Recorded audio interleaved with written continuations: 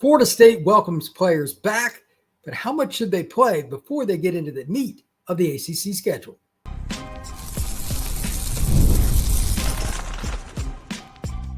You are Locked On Seminoles, your daily podcast on the Florida State Seminoles. Part of the Locked On Podcast Network, your team every day. Back into Locked On Seminoles. I am your host, Brian Smith, longtime college football recruiting analyst. Thank you for making Locked On Seminoles your first listen each and every day here on the Locked On Podcast Network. Truly appreciate you stopping in to talk some Noles with me. Today's show is brought to you by FanDuel. Right now, new FanDuel customers can get $300 in bonus bets if you win your first $5 bet. Just head over to FanDuel.com. We're going to be talking about Dabo Swinney whining and complaining about something that he didn't have to at the end of his press conference, and it was something he wasn't even asked about. He just went on a diatribe and why he should not be complaining, considering how they're playing, but that's what coaches do sometimes. I have a pretty strong opinion about that. We're also going to talk about Florida State's amazing transformation in the defensive secondary and overall, really, with their physicality, something that Evan Cooper, the safeties coach at Florida State, discussed at his press conference, and it is very, very valid that Florida State, they come up and hit, they wrap up, and they put ball carriers on the ground. Is Florida State the best tackling team in the nation? They might be.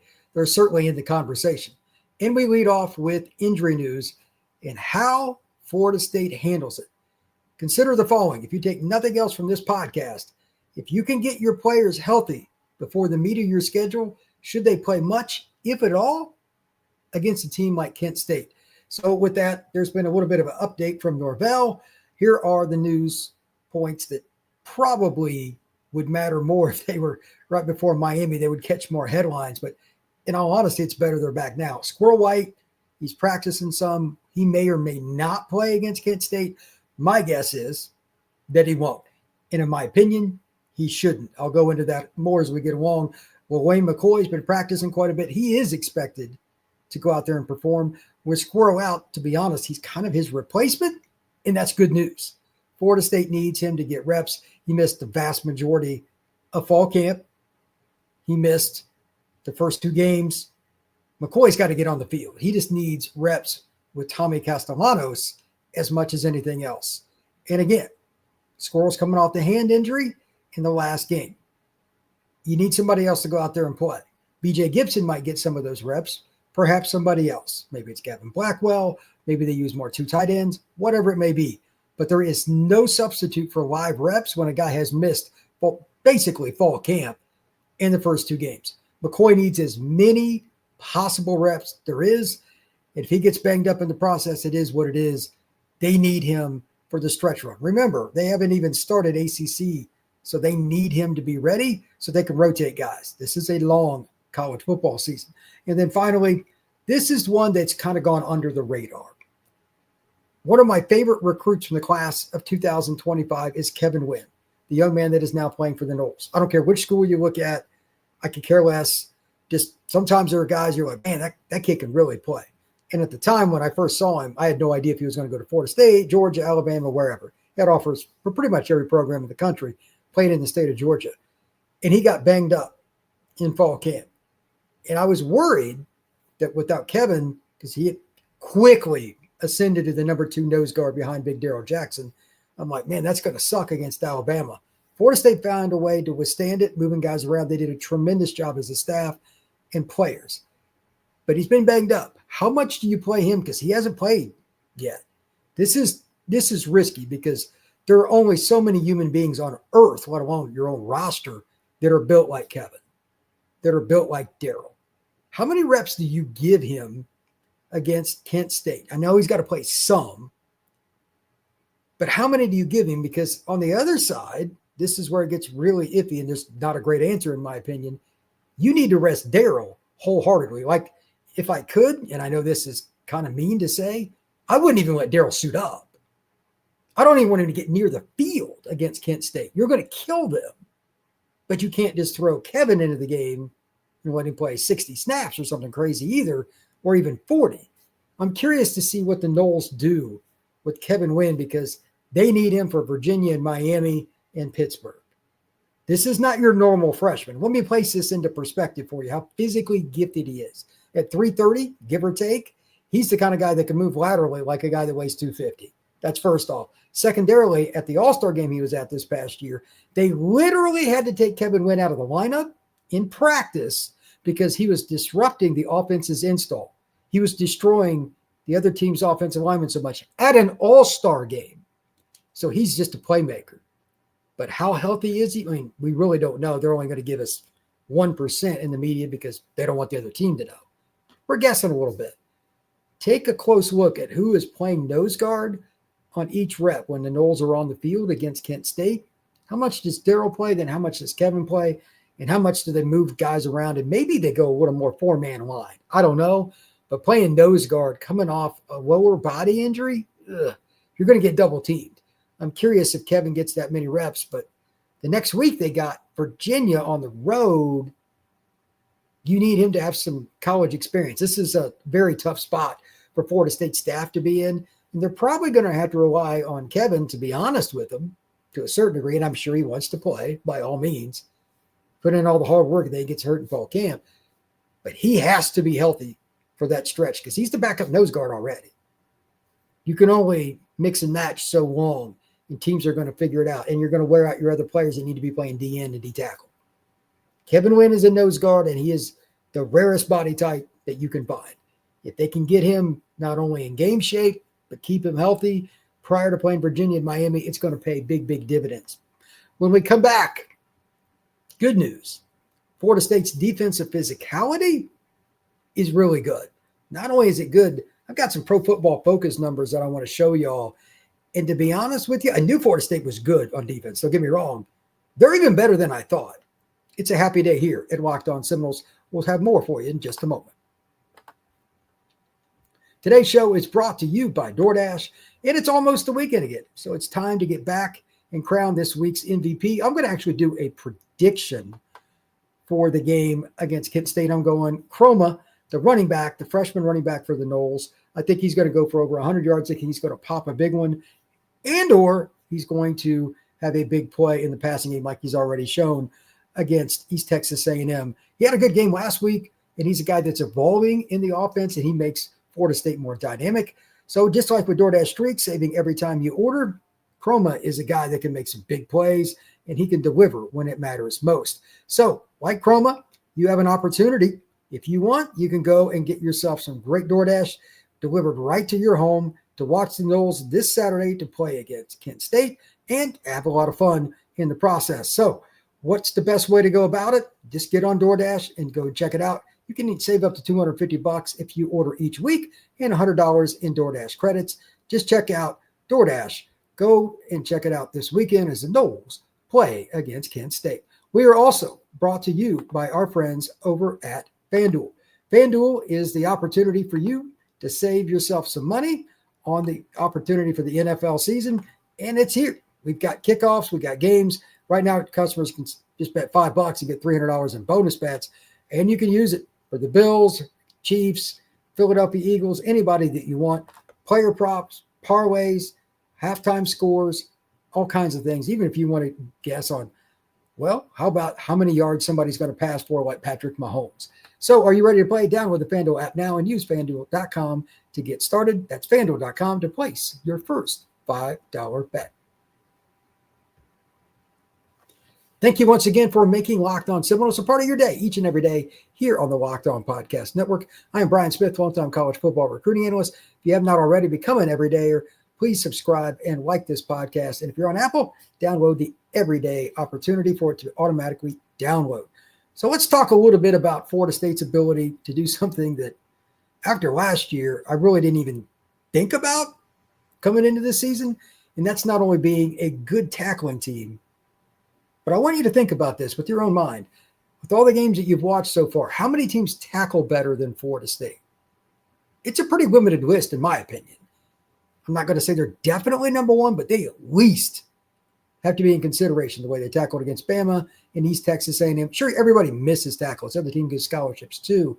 But the physicality, tackling through the ball carrier, making plays at the line of scrimmage, Florida State's been pretty good. Doesn't mean there isn't room for improvement, but to be really honest, I've been really, really impressed. So I'm going to share my screen for those of you on YouTube, and for those of you that are not, that's all right. I'm going to give you the stats. We're going to pull up Florida State's defensive grades, talk a little bit about the tackling grades across the board, because, again, this is a lot of fun here.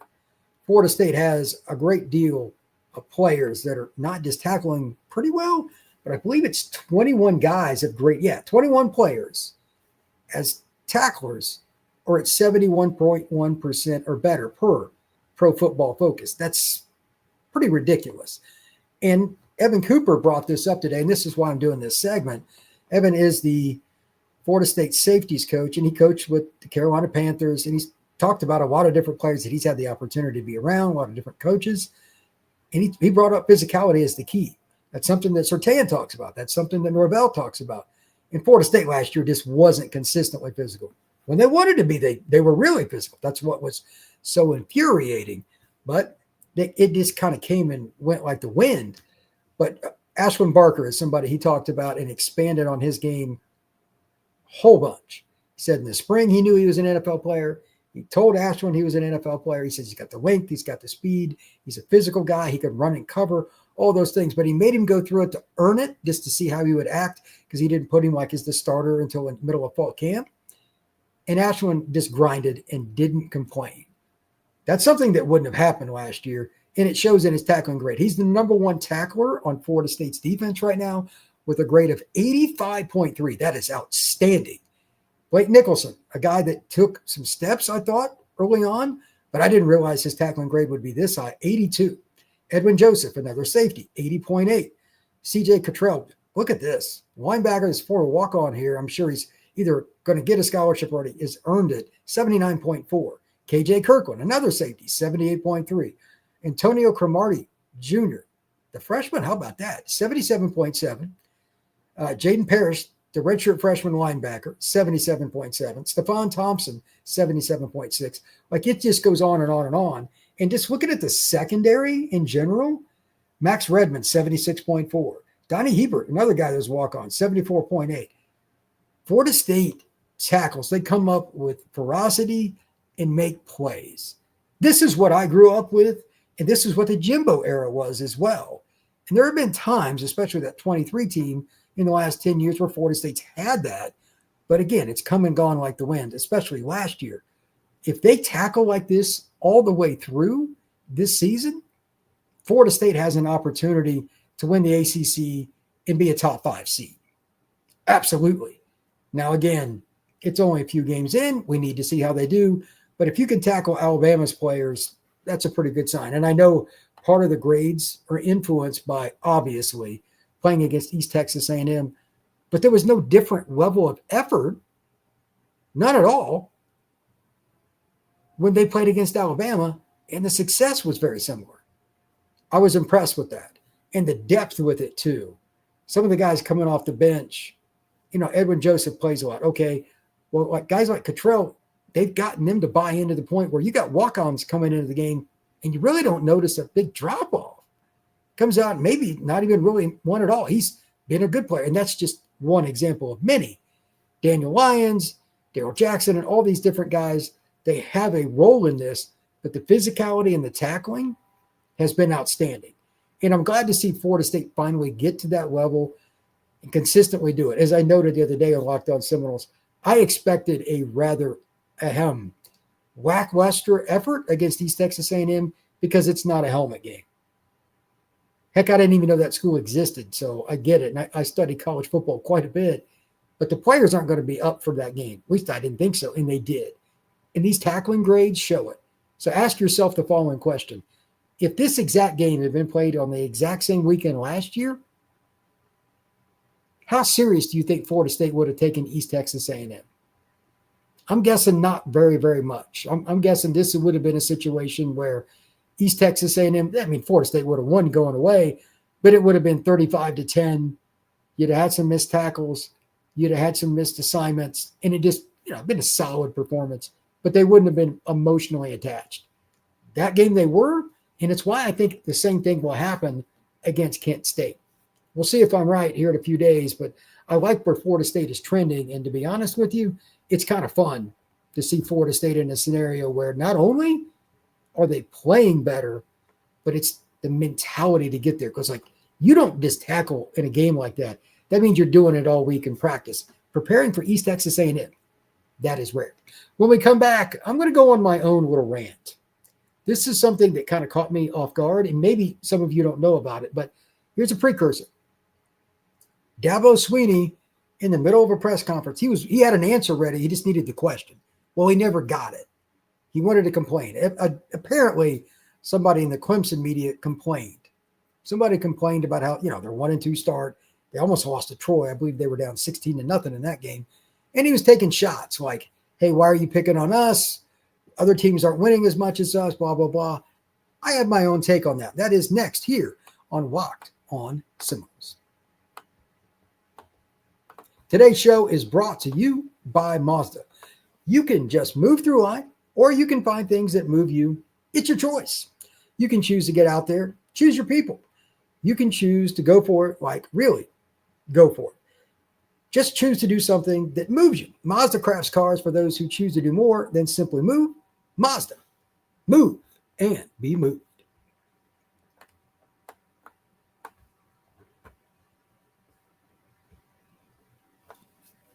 All right, let's talk a little bit about Dabo Swinney and one of my biggest pet peeves in the world. Anybody that is a recruiting analyst or has worked in media or has worked for any kind of tyrant can tell you the following.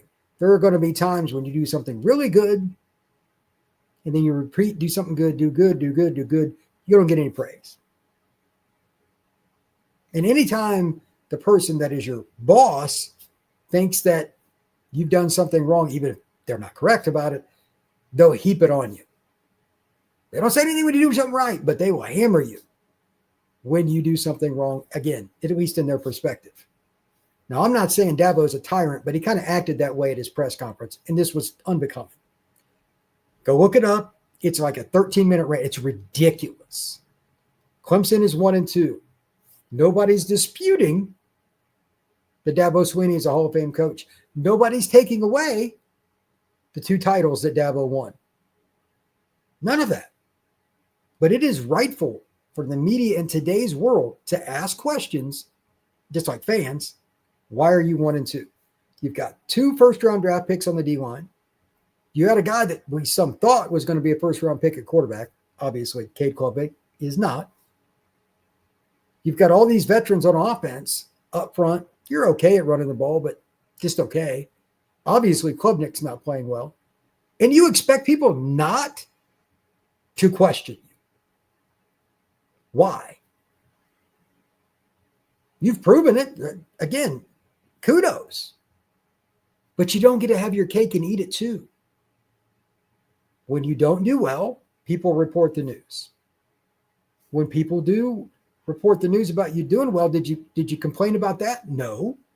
It goes both ways. As a media member, this drives me nuts. I couldn't count how many times I've gotten a phone call, an email, a text message from somebody in the football office all across college football, wanting me to write something for them to help them out. Or the other thing they will contact you about, they're complaining. It is insanely rare that anybody in college football on a coaching staff will give praise to a writer. It's ridiculous. And that is a big pet peeve of mine. And it goes across society. It's not just writers. It's not just podcasters. If you're going to expect people to treat you with respect, let them do their job. Sometimes that means they have to criticize you. Last year, as a great example, I hammered Mike Norvell almost daily, and he deserved it. This year, they've completely turned around, and you could argue that it is at least trending. It's only 2 games in, but it is at least trending into being the greatest turnaround in college football's recent history at minimum. It really has. And I've said so. When you do well, I'm happy to tell you. When you fail, I'm going to do the same. And whichever person or persons that ticked off Dabo Swinney at Clemson, and it was obvious. Like, you could tell he was ready to emote whatever it was that was in his gut. And it's a free country. He can say something. But again, it works both ways. You received the praise when you won the championships. You guys are underachieving this year. And it's not a talent issue. You can't tell me all those guys projected that high, especially that D-line, that veteran junior, senior, fifth-year senior O-line, all that speed at receiver. You've got a quarterback that's going to be drafted, all those players. And you're 1-2, and then you're surprised that anybody is taking shots at your program. Yes, and it's legitimate. There's something wrong. You may be back, and if you want to grovel and all this other stuff about it later, that's fine. But right now, and that's what the media is paid to do, they are saying that you're not living up to your level of expectation or theirs. They're doing their job. Let it be. Thank you once again for making Locked On Seminoles your first listen each and every day here on the Locked On Podcast Network. Truly appreciate you tuning in. Become an everydayer if you have not already, and share this podcast. We will see you again soon here on Locked On Seminoles.